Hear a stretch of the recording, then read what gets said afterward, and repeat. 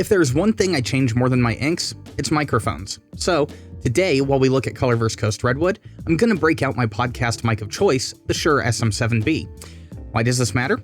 Well, it doesn't. I just figured I would address the elephant in the room pointing at my face, and I find this microphone quicker to work with on the back end. I mean, you're not here for mic talk though, so let's just talk about the ink. If you listen to the podcast 2 Guys 0 Planners, then you know that in our latest episode, I made the commitment to tackle the Colorverse brand one mini bottle at a time. And if you saw the video 2 weeks ago, then you already caught a glimpse at this bottle of Colorverse Coast Redwood in the group shot of mini bottles. Now, before you say, hey, the colors on the labels look different in this video, yeah, they do. Normally, when I do these videos, I only really care 100% accuracy-wise on the ink samples themselves, and then I go for what is aesthetically pleasing on the tone for the boxes and talking head parts. This time around, I'm taking the same color-accurate presets that I use for ink shots and moving them into everything else. I probably should be doing that in the first place, but hey, you know, now is a good time to start as any. Tangents aside though, let's talk about really big trees and very tiny bottles. If you didn't already know, redwoods are big. Really big. Like, you just won't believe how vastly, hugely, mind-bogglingly big they are. I mean, go look at your nearest tree. Now, unless you live on the west coast of the United States, the tree you're looking at is a pipsqueak compared to a redwood. So why am I going on a tangent about the size of a tree when we're here talking about an ink? And why did I just make the disclaimer about color accuracy? Well, I mean, if I'm gonna call an ink a favorite ink of all time, then the entire video, and not just the ink samples themselves, need to be spot on. And if you've never seen a Coast Redwood, pause this video, go Google it, and you'll have a good frame of reference.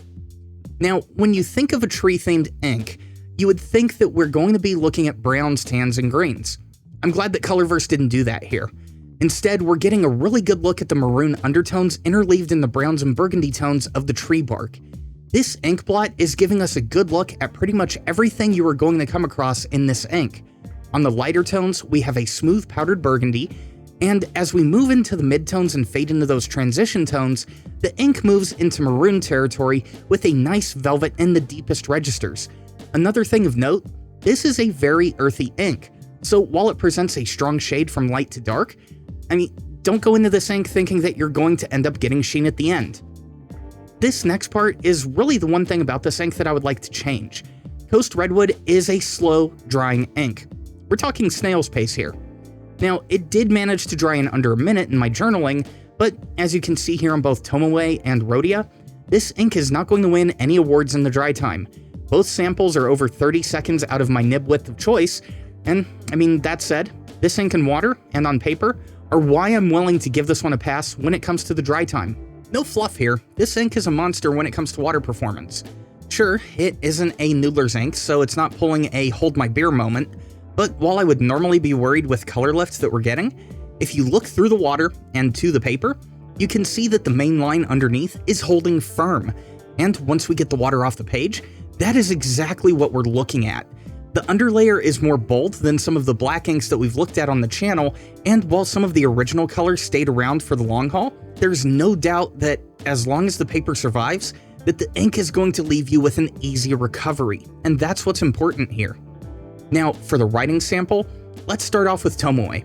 The first thing of note is that this ink has quite a bit of flow going on. In this writing test, we are using my Kaweco Lilliput with a broad nib.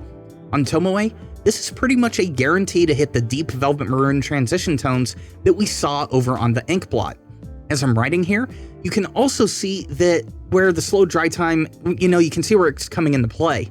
There are small pools of ink as I'm writing, so while that is perfectly fine for my writing style, that is something that you're going to want to be mindful of, as smearing this ink could very well be a thing, depending on the rest angle of your writing hand.